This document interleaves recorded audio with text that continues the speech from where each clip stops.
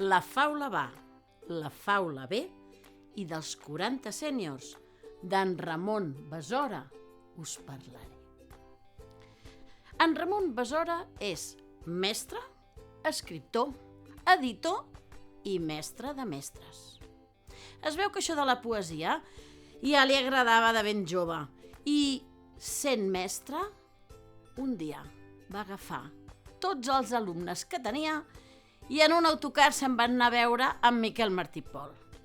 I des de llavors es van fer molt amics. En Ramon Besora ha escrit un munt de llibres de literatura infantil i juvenil.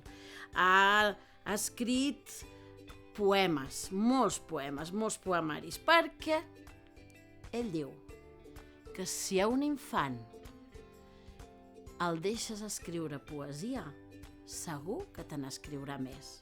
I sabeu què feia? Demanava als seus alumnes que li escrivissin un poema.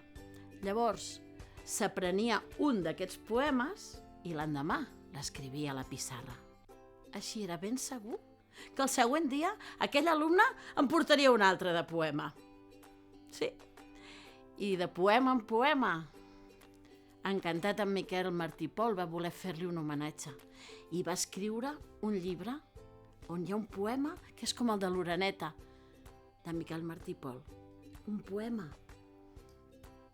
Un llibre que es diu El laberint roig. I també ha escrit un llibre que es diu Els iris i el rei granota, que normalment les granotes en els contes són prínceps, però aquest no, aquest és rei. I les oques van descalces. I aquí hi ha un munt de poemes i jo em penso... Bé, potser sí, potser no. Això ho haureu d'averiguar vosaltres. Però aquest de les oques segurament té a veure amb aquella cançó Les oques van descalces, descalces, descalces, les oques van descalces i els ànecs també, i els ànecs també. Aquesta deu ser el poema d'en Besora, o no?